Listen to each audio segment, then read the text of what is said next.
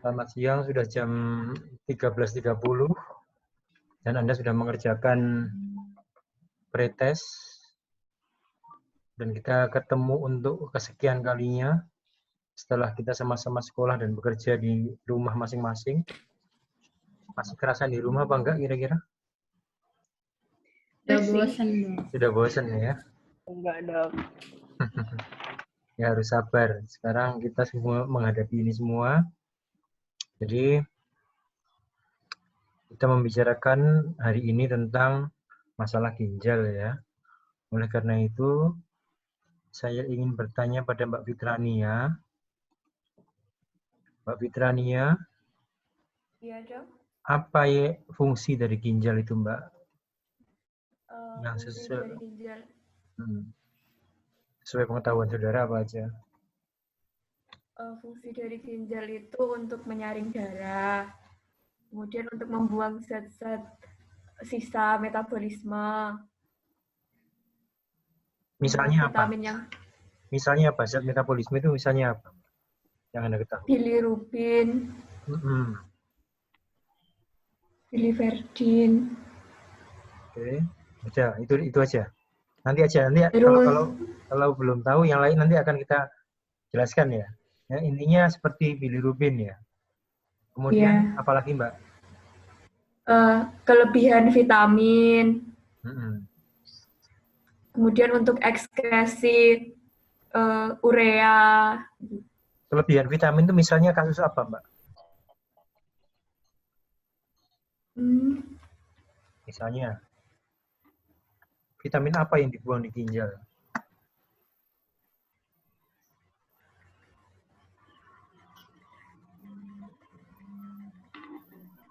Vitamin C.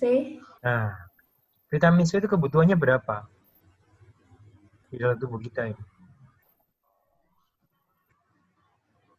Sedikit kan, paling cuma 200-300 mg. Iya.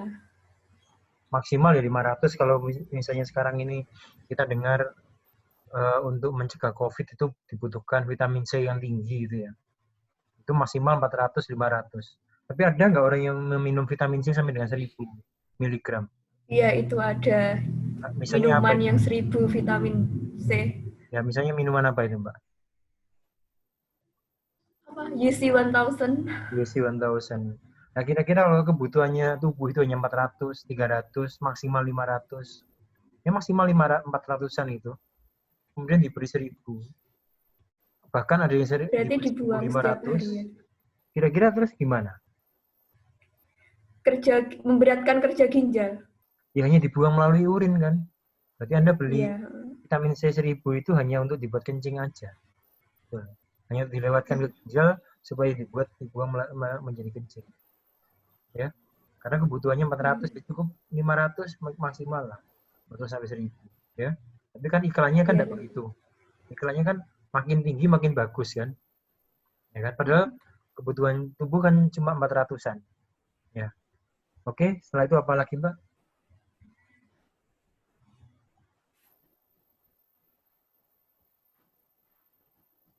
Yang minggu lalu kita bicarakan itu?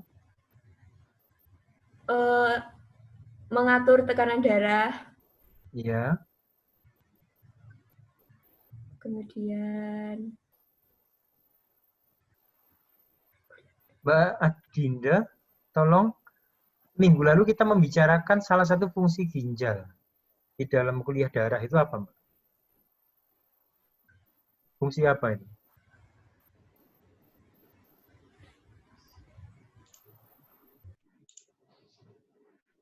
Untuk menghasilkan hormon eritropoietin, Dok.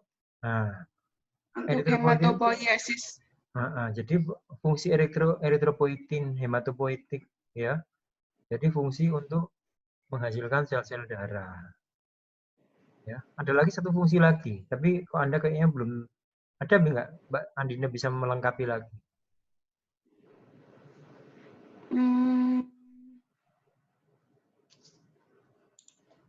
Ada nggak? Kinin itu dihasilkan oleh siapa, Mbak?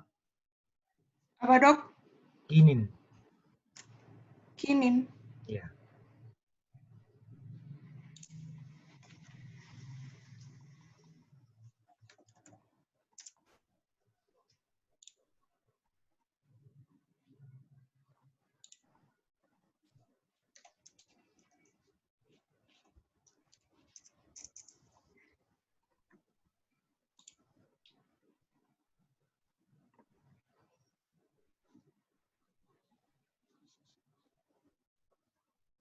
Kinin adalah suatu polipeptida seperti bradikinin, prostaglandin, dan lain-lain yang berperan dalam proses inflamasi dan rasa nyeri. Diproduksi di mana ini, Mbak?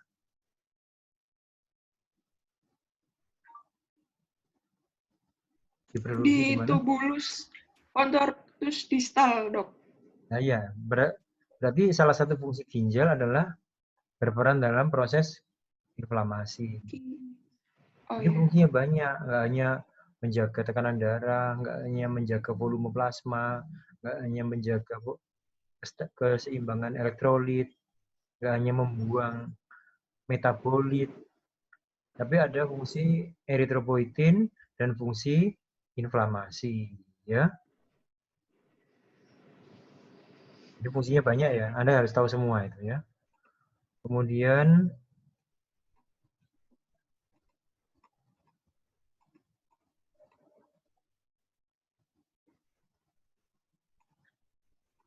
Mbak Tamariska, ginjal itu terdiri dari ribuan sel ya, fungsional. Yang disebut dengan apa, Mbak?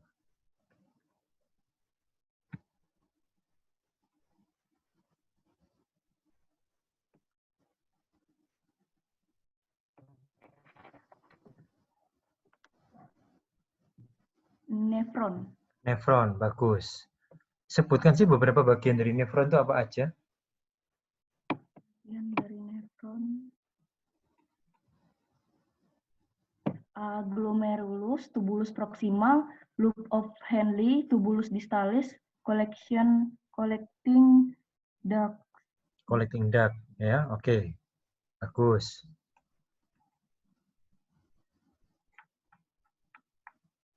Kemudian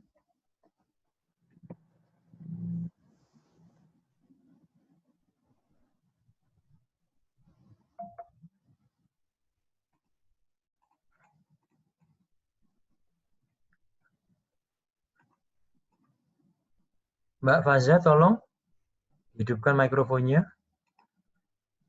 Apa yang terjadi di glomerulus, Mbak? Filtrasi. Filtrasi dari apa? Apa yang difiltrasi? Filtrasi plasma darahnya difiltrasi, Dok. Plasma darah difiltrasi. Maksud dari difiltrasi itu diapakan, Mbak? Disaring. Disaring, baik.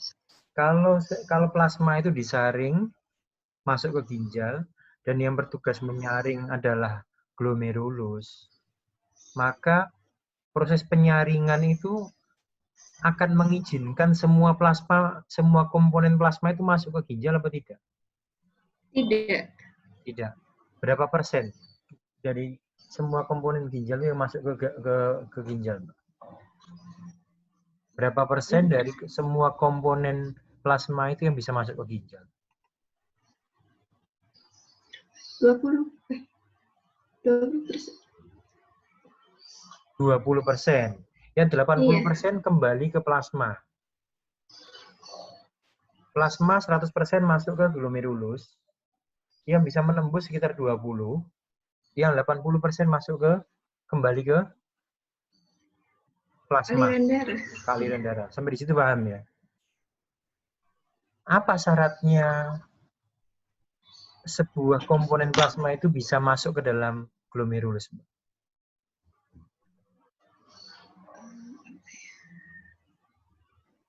Ukuran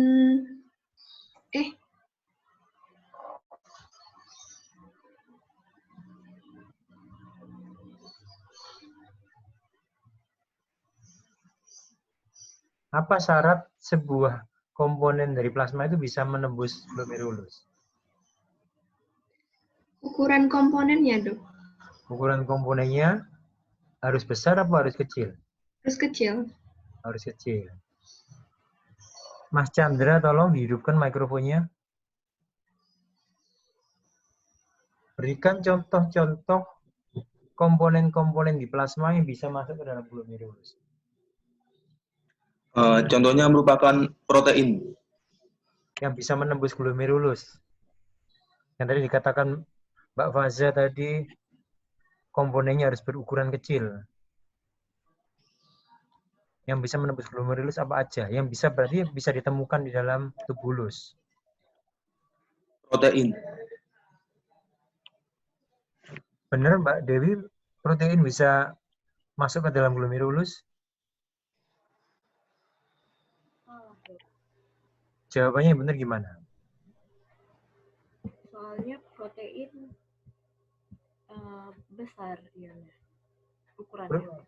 Protein tidak bisa masuk ke glomerulus karena Ukurannya besar. ukurannya besar. Sekarang pertanyaannya balik lagi ke pertanyaannya Chandra tadi. Komponen apa aja yang bisa masuk ke glomerulus?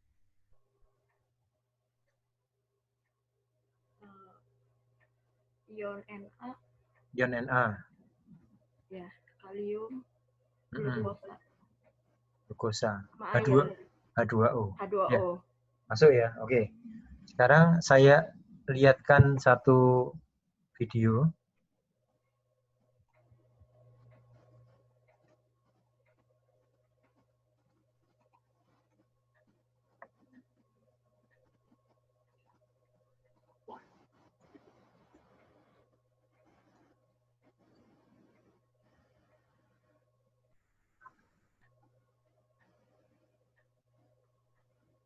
Jadi membran di dalam glomerulus itu bermuatan negatif pada umumnya.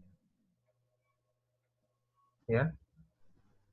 Karena membrannya bermuatan negatif, maka komponen-komponen plasma yang bermuatan positif akan tertarik karena berikatan dengan komponen negatif, muatan negatifnya membran, maka dia masuk ke dalam membran bisa menembus membran glomerulus.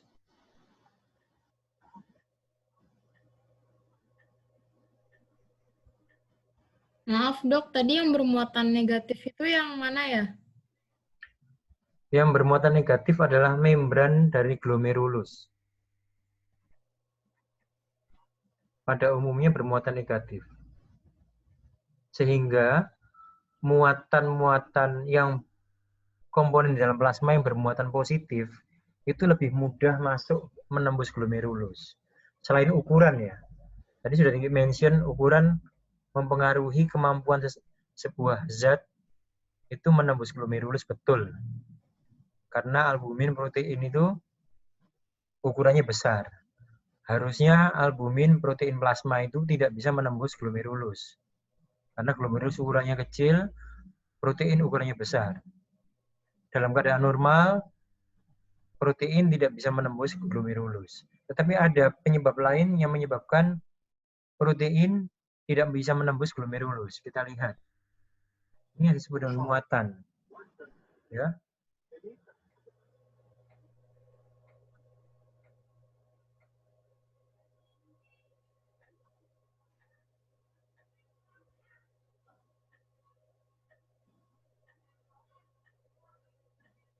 Nah, albumin itu juga bermuatan negatif.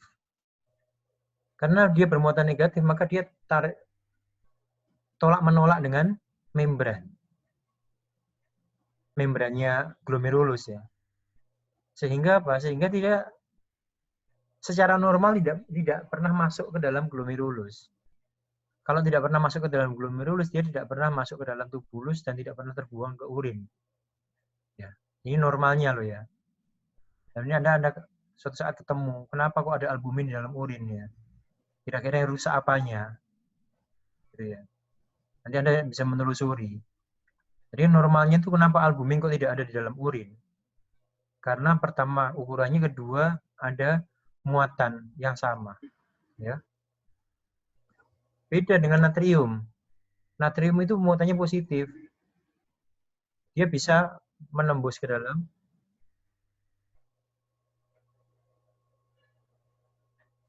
membran glomerulus selain ukurannya juga kecil. Ya. Sekarang Mbak Safira, apabila di dalam urin itu ditemukan albumin, itu kesan Anda kira-kira yang rusak apanya, Mbak? Ya pasti Anda nggak akan mendiagnosisnya detail, tapi paling nggak dalam pikiran Anda, misalnya Anda dalam pemeriksaan Anda, urin lengkap itu, ditemukan albumin itu kira-kira dalam pikiran Anda kira-kira yang rusak apanya? Banyak ion nefron ginjal, Dok. Ya pasti ginjalnya yang rusak. Tetapi bagian mana dari ginjal yang rusak? Glomerulus. Glomerulusnya. Glomerulusnya pori-porinya membesar, bocor dalam tanda petik ya. Kerusakan glomerulus sehingga apa? Tidak ada filtrasi di situ. Kan nggak ada filtrasi, nggak ada filter kan? Akhirnya molekul besar ikut masuk. Apa akibatnya Mbak kalau glomerulus keluar menuju urin? Sorry. Apa akibatnya kalau albumin atau protein plasma yang seharusnya tidak boleh masuk ke urin, sekarang ditemukan di urin? Apa akibatnya?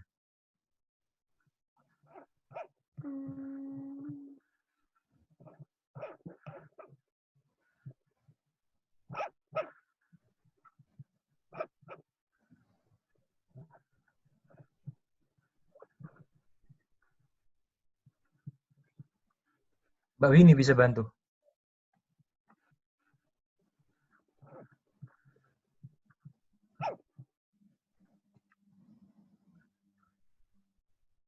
Proteinnya banyak terbuang, Dok. Protein apa yang banyak terbuang, Mbak? Protein albumin. Protein plasma. Jadi protein plasmanya meningkat atau turun, Mbak? Menurun. Menurun. Masih ingat apa akibatnya kalau protein plasma itu menurun, Mbak?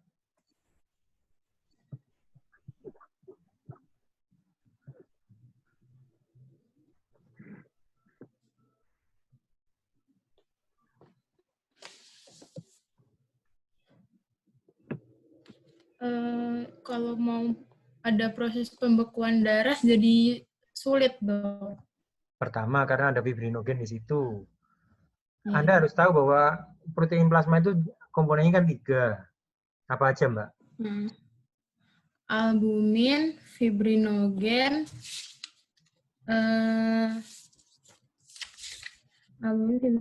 sama globulin. Dari 3 itu yang paling besar apa namanya persentasenya? Albumin. Albumin. Berarti kalau protein plasma terbuang di urin, albuminnya rendah. Apa akibatnya kalau albumin itu rendah, Mbak? Kekentalan darahnya tidak terjaga. Osmolaritas, ya. Ya, itu apa akibatnya? Berarti akan ada migrasi cairan dari intrasel menuju ekstrasel. Iya. Jadi cair intraselnya akan berkurang, selnya akan kempis. Tapi kompartemen ekstrasel akan kebanjiran cairan. Dari mana cairannya itu? Iya. Dari intrasel yang berpindah ke ekstrasel. Dari intrasel. Ya. Akibatnya apa, Mbak?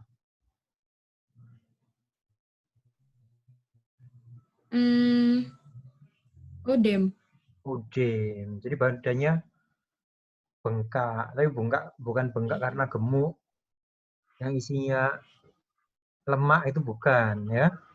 Bengkaknya isinya cairan, ya. Cairan, ya. Oke, sekarang berikutnya.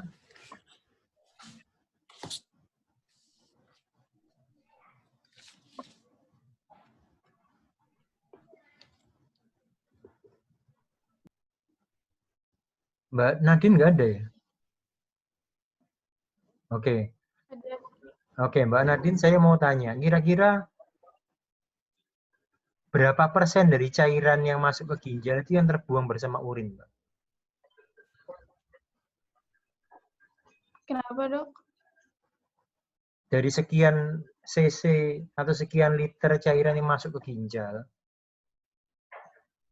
itu semuanya jadi urin atau sebagian atau seberapa persen? 3%. 3%. Jadi misalnya loh ini ya, cairan yang masuk ke ginjal itu 10%, 10 liter. Hanya berapa berarti kira-kira? Berarti 300 mili. 300 cc, ya? Iya. Jadi Anda harus membuang pikiran jauh-jauh bahwa semua cairan yang masuk ke ginjal itu semuanya akan langsung jadi urin. Itu tidak benar sama sekali.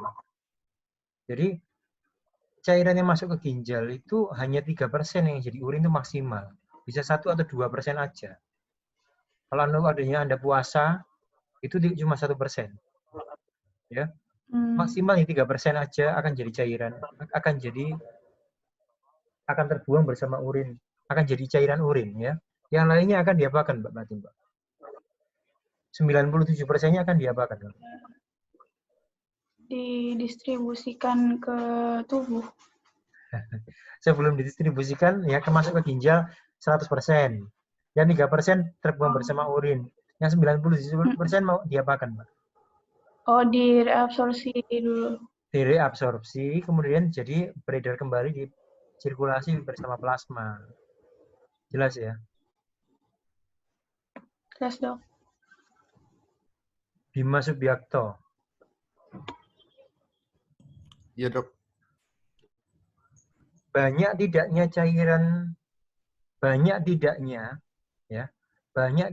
volume urin, kadang 3%, kadang 2%, kadang 1% dari cairan yang masuk ke dalam ginjal, itu ditentukan oleh apa aja?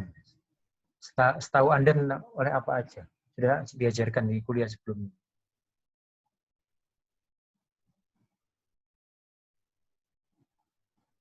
Kayaknya hang ya.